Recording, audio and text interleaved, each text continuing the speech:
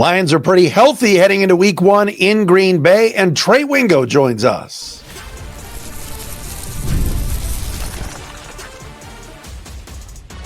You are Locked On Lions, your daily Detroit Lions podcast. Part of the Locked On Podcast Network, your team every day. All right, what's going on, everybody? Matt Derry with you. It is a Wednesday edition of Locked On Lions right here on the Locked On Podcast Network, your team every day on this, a Wednesday, September the 3rd, into a beautiful Thursday, September the 4th. Thanks for making us your first listen, checking us out wherever you get your podcasts. And please, for those of you that are not aware, we are on YouTube for free. Check out our Locked On Lions YouTube page and please subscribe. The great Trey Wingo is going to join us momentarily. We love Trey. We've had him on the show numerous times. You saw him on NFL Live on ESPN for years, and he did some FanDuel stuff and DraftKings stuff the last couple of years. Now he's got a new podcast called Straight Facts Homie, talking a lot of football, a little bit of golf. Trey's YouTube page is always good with content.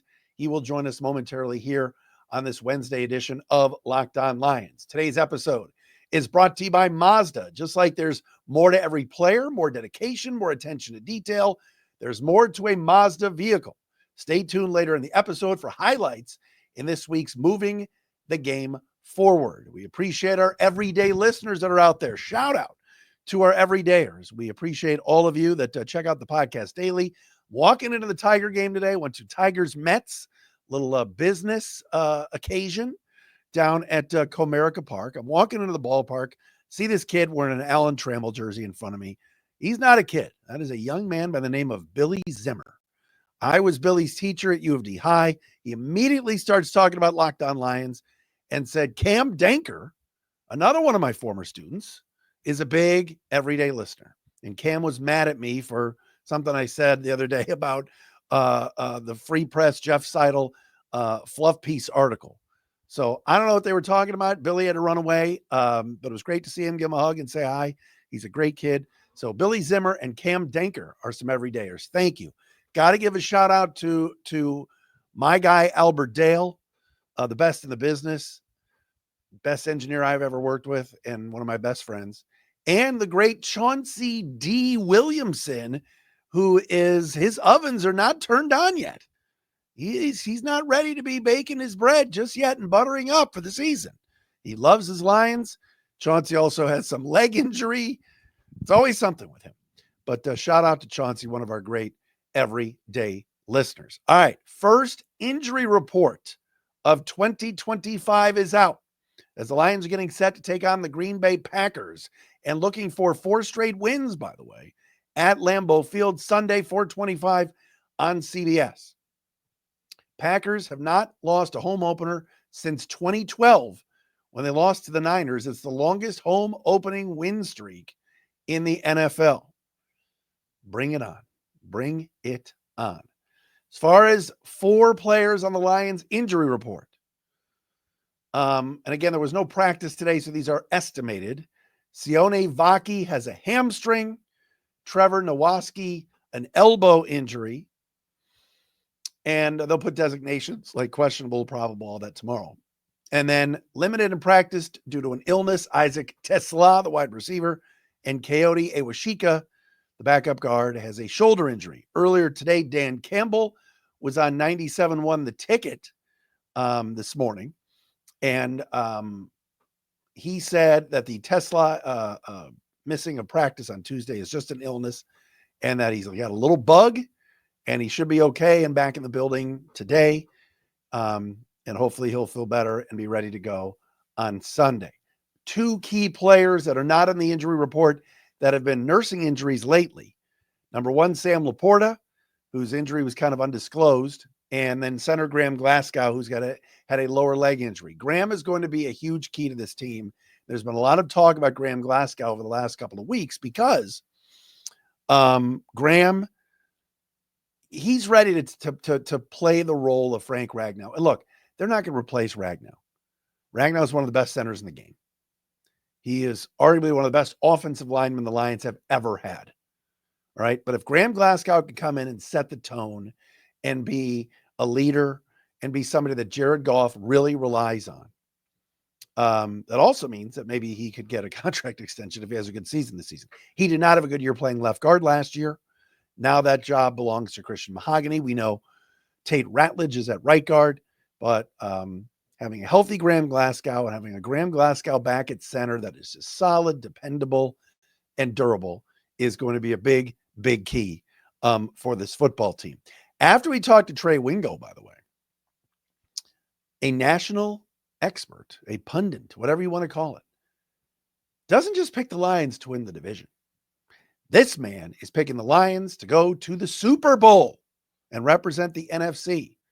We will tell you about that after we talk to Trey Wingo.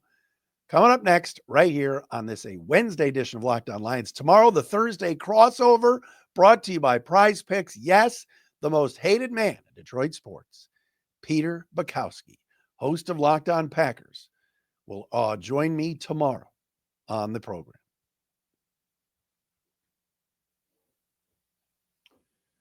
And as we told you earlier, Locked On Lions is brought to you by Mazda. This is Mazda's Moving the Game Forward, brought to you by those who believe it's not just about playing the game, it's about redefining it. Because these moments do more than win. They push what's possible. They remind us to go that extra yard, shift into extra gear, and keep moving the game forward. All right, the highlight that I can recall when I'm thinking about moving the game forward was last year when the Lions went to Green Bay, played them in the rain. I believe that was a Monday night game, Thursday night game. Whatever it was a night game. Kirby Joseph's pick six of Jordan Love set the tone for that game, switched the momentum, kept it the Lions. That was a big, big spot. All right. A clutch performance, kept the energy alive. So no matter what it is, going forward or even a post-game interview, whatever it is that makes you feel good and goes, it's Kirby Joseph is what I was thinking about. And hey, that's what keeps fans and players alike moving forward, always chasing the next great moment. You know, Joseph's going to be doing that this coming Sunday. When you follow what moves you, the unexpected is only the beginning. And just like there's more to every highlight, there's more to a Mazda vehicle. Mazda, move and be moved.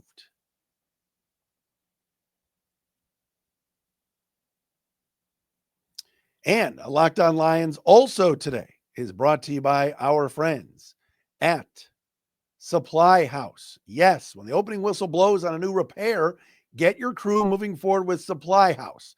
Order today and see parts on your doorstep tomorrow. Over 280,000 plumbing, HVAC, and electrical items from the most trusted brands in the business. Their real-time inventory and honest lead times keep you from punting projects, while their industry-leading customer service always has your blind side covered. All right, need parts fast for a project? It is simple. Supply House has next-day delivery. That's a game changer. All right, the part finder tools and 3D schematics can save you hours on jobs where every detail matters. Join the free trade master program today and score serious perks like priority shipping, lower prices, and a dedicated support line. Visit supplyhouse.com to sign up for free and use promo code SHNFL5 for 5% off your first order. That's supplyhouse.com. Real people, real service. Always love catching up with our man Trey Wingo. Has a brand new podcast out called Straight Facts Homie, wherever you get your podcasts. Of course, Trey has been with us many times, both on the radio show and now on Locked On Lions. You saw him for years on ESPN on NFL Live as well. Joins us today to talk a little bit about our Detroit Lions. Trey, good to see you. Matt, always good to be with you, man. How are you? I'm doing well. You know, I saw a great tweet you sent the other day. You weren't dogging Colin Cowherd, but you know what I'm talking about. You're a guy that's been in this business a long time and has been just about everywhere. What's going on in the state of TV networks? Like, are you just sometimes shaking your head at some of this stuff? Yeah, it's gotten insane. I mean, our tagline for the podcast is "This is where the debate ends and the information begins." Look, my whole issue, Matt, is I know that people are saying things that they don't believe. So why are they saying it? They're saying it for one of two things: just to see what kind of reactions they'll get, or see how many clicks they'll get, right? Like, for example, it wasn't just something like Colin went on the air on his show in May and said, after rookie minicamp, "I've seen enough. I'm calling the state of Ohio. Shedeur Sanders will be the starting quarterback for the Cleveland Browns." Right. Now, and you can have that opinion, but there's nothing that you saw in rookie minicamp where he's competing against guys that are now working probably somewhere in sales that would lead you to that conclusion. That's dishonest. Paul Feinbaum, who recently on several occasions has gone out and says, I think that Arch Manning is going to be the greatest college quarterback since Tim Tebow. Based on what? Yeah. Like, there was nothing we saw from Arch last year that would lead you to make that conclusion, except for the fact that you wanted to say something that you know would get a lot of attention. And I'm done with that. I'm sick of it. It's ridiculous. Now, I want to be clear. Arch Manning could go on to have a great career. He struggled against Ohio State. Almost anybody in their first game of the year as the real starter, and their first time being entrenched in the starter, going on the road to the defending national champs, most people will struggle. So I'm not saying he's going to be terrible, but there's not a damn thing anybody has seen from him that would lead you to make that proclamation, unless you just wanted to say something crazy just to get reactions. And I will call you out on that. Someone else tweeted about the Panthers playing the Bucks. We have a real chance to make a statement week one. It's week one. Every team in every game has a chance to make a statement. Okay, this is nothing new.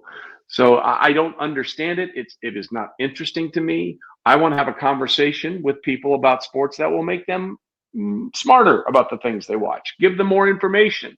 Do it in an entertaining way. That's fine. But I just am tired of the bullshit. So your podcast will be what percent football? I know you're a golf guy, but NFL's your thing. But will you do mostly football, you think? Yeah, I think we're starting in the season. It's mostly going to be football. We have a bunch of golf content.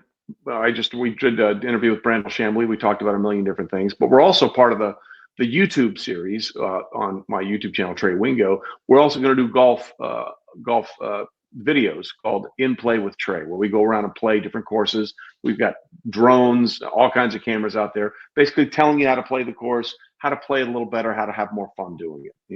So it'll be a combination of all the things that have been sort of the hot topics, but obviously starting in September, we've already dropped 3 episodes.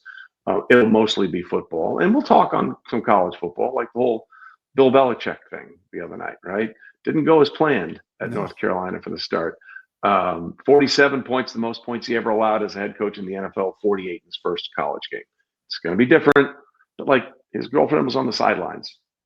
Why is that? That's unusual to me, right? That gets clicks. You know that. Yeah, and so it just we're gonna present things factually. I went and looked. Bill Belichick has second most wins in NFL history, behind Don Shula. His record with Tom Brady as a starting quarterback is 249-75, basically a 77 winning percentage. In his time in New England and Cleveland without Tom Brady, it drops to 83-104, a winning percentage of about 45%. So he got a 32% bump for having a 20-plus year run with the greatest player in the history of the game in an historically weak division. I would argue, I wouldn't argue, I would present to you statistically that what Andy Reid has done is way more of a better coaching job. He has 100 wins at 2 different franchises. He's been to 6 Super Bowls, lost 3, which I understand. Hey, if Super Bowls are your criteria, Bill's your guy. Got no question about it. But I think it's harder to do what Andy Reid has done as a head coach. Win consistently with anyone at quarterback. Donovan McNabb, Kevin Kolb, Michael Vick, Alex Smith, and now Patrick Mahomes. That's a better coaching job than just riding the coattail, or not. That's not fair. Riding along with and doing a great job as having the best player in an historically weak division. I would say Bill Belichick's best year as a coach, he didn't make the playoffs. They lost Tom Brady game 1. They went 11-5 with Matt Cassel, who had never started a game since high school. That's a hell of a coaching job. But you just have to look at, a lot of this success is tied to having Tom Brady for 20 plus years in a historically weak division. You could go all day on this. I know you too well. All right. What about the Lions? I said this yesterday. There are a lot of national pundits, and I guess I'll put you in that class, that are like, nope, it's Packers division now. Just it's I think it's fresh for people to say there's going to be a new champ in the division. How do you see it? Well, here's what I would say. I'd say the last 2 years, the Lions have done an incredible job dealing with something they hadn't had in a long time called expectations, right? they had expectations the last 2 years, and they delivered them. Going to the NFC Championship a couple of years ago, and then last year just devastated by injuries. I mean, look, as you know as well as anybody, you can't have 18 players on one side of the ball go on injured reserve and not have it be an issue. I mean, that's all 11 starters plus 7 backups on one side of the ball. So they've dealt really well with expectations. Now I'm curious to see how they deal with erosion, which is when you're that successful, people take your players and coaches. You lose both coordinators. One goes in the division. You lose a bunch of position coaches as well because those coaches took coaches with them.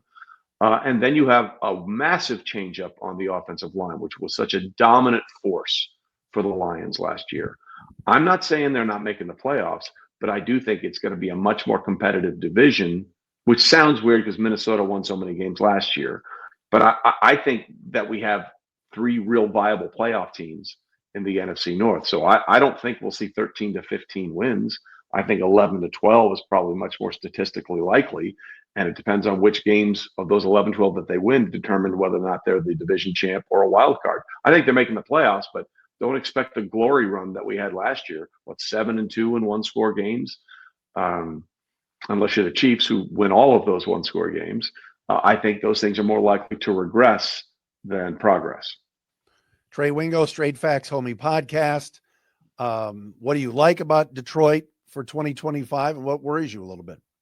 I love their system. I love the structure. I love the culture. And I know that's an easy thing to say, but Dan Campbell has built something there, and the players buy into it.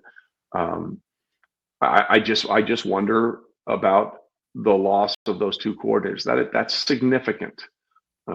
That's significant. The Eagles went to the Super Bowl and lost both of their coordinators, and they struggled the next year. They were 10-1, I think at one point, then 1-5 down the stretch, and allowed the Cowboys to steal that division title. I love Jared Goff. I love the running game. They can't be as injured on defense. They can't be as injured on defense as they were a year ago. I just think the division's a lot tougher.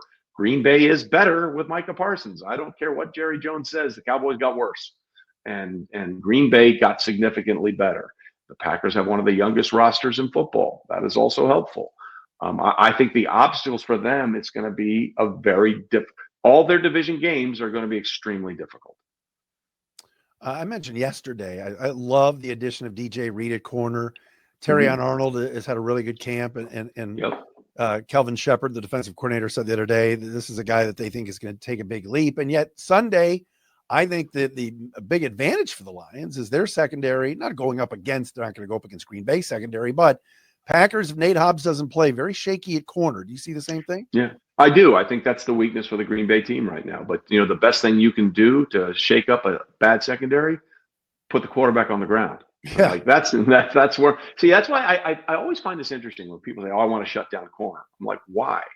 Wouldn't you rather have a stud on the end? Because a shutdown corner will take out one player, one option. A pass rush will take out all of them. So I will always – if it's like, we need a corner or we need an edge, give me the guy that's going to move you don't have to put him on the ground, move him. The most underrated stat to me in football is pressures. Look, sacks are great, right? Everyone likes a sack. They're wonderful, but pressures are just as good. And no one has more pressures over the last 2 NFL seasons than Micah Parsons, 126. Pressures disrupt the timing and rhythm of the offense. They move the quarterback out of the pocket. And, I talked to Cam Hayward about this once. He said, well, I like sacks because there's a possibility of a turnover. I'm like, cool. Did you see the Super Bowl a couple of years ago when Patrick Mahomes heaved one over the middle because he was pressured and led to an interception? Yeah. Pressures can also lead to turnovers.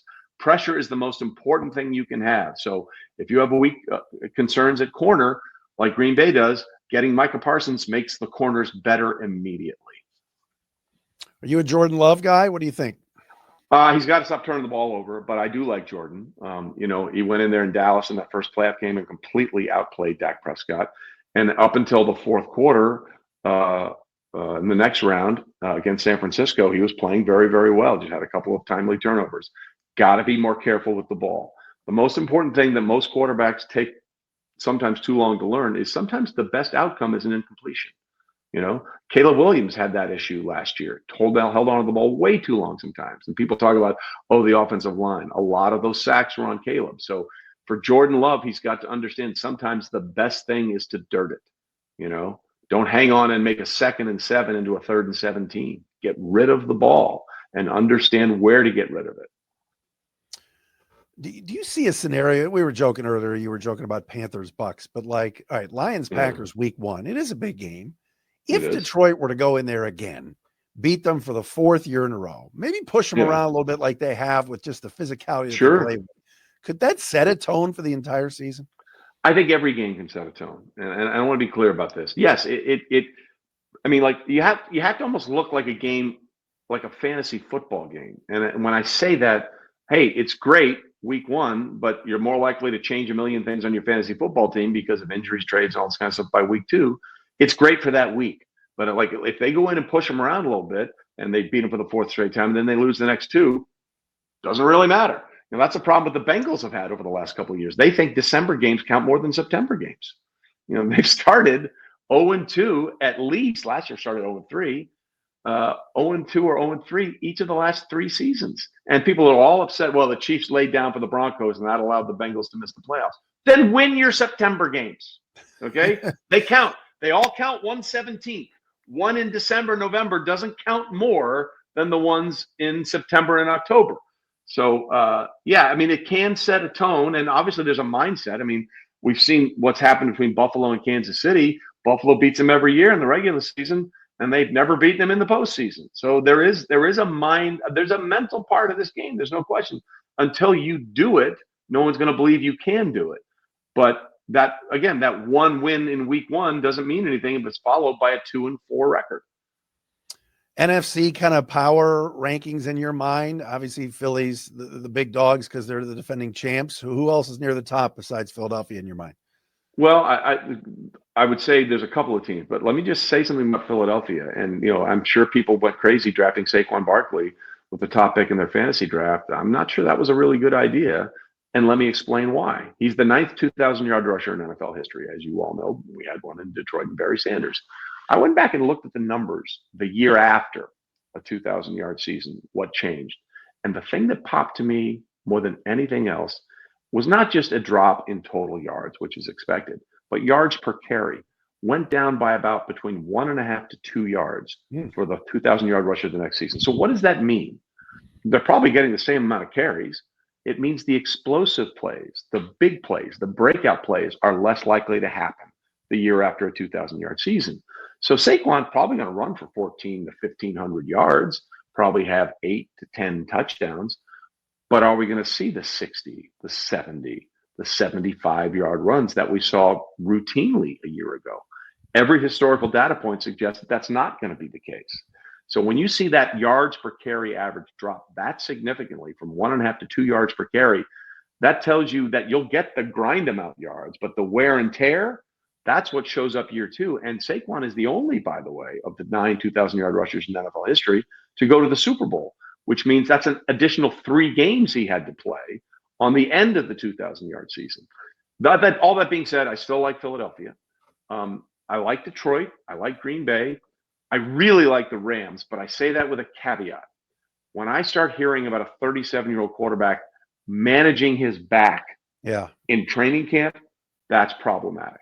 I'm going to watch Matthew Stafford like this year, sort of the same way I watch Tua when he runs around, you know? Yeah. That team is loaded. And if that game had not been in the snow in Philadelphia, I think they would have beaten the Eagles in the divisional round. That people say it's the same for both teams. It's not when one wants to run the ball and one wants to throw it all over the field. It's not the same. I believe that they're as good as anybody right now in football. But if Matthew Stafford, you can sneeze with a bad back and miss a game. It's one hit that can ruin your season. But I think the Rams are as good as anybody in football going into the season. You're talking so glowingly about the Rams. Maybe you can get Kelly Stafford on your podcast. How about no? How about things I'm literally trying to avoid like the plague? That's exactly what we don't want. You left me. I loved your softball. Come on now. You didn't disappoint me. All right, brother. Well, I appreciate the time as always. Thanks, Trey.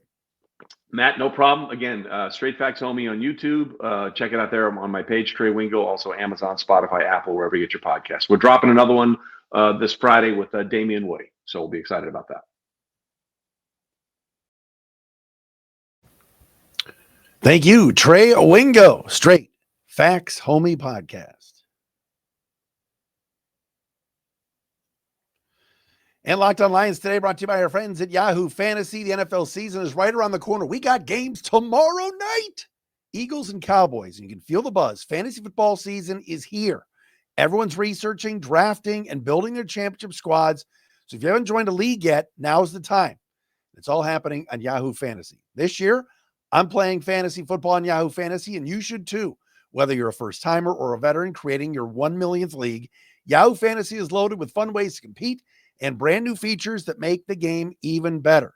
All right, season's kicking off tomorrow. Now's the time to start playing Yahoo Fantasy Football, which offers so many fun new ways to compete. Want more ways to play? Try the brand new Yahoo Fantasy Guillotine League mode, where the lowest scoring team gets eliminated weekly until one team is left standing. NFL season kicks off September 4th, Thursday night, so don't wait. Start your league now. Draft now at yahoofantasy.com/LockedOnNFL. That's yahoofantasy.com/LockedOnNFL. And hey, we got to tell you about our friends at FanDuel. NFL season's here tomorrow. FanDuel is making sure you're ready for kickoff with a can't-miss offer. Right now, new customers can bet just $5, and if your bet wins, you'll get $300 in bonus bets to use across the app. I was at the entire game today with my boy Mike Harris. We're talking all about it. All right, people getting involved with numbers and gambling on FanDuel. It's just the best. It's the best. You love using it because it's fits however you like to bet. Player props, building a same game parlay, or even jumping in live as the action unfolds. Quick and easy too, and the best way to add a little more energy to your NFL Sundays. So are you ready to play? Download the FanDuel app now by visiting FanDuel.com to get started. That's FanDuel.com to place your first $5 bet.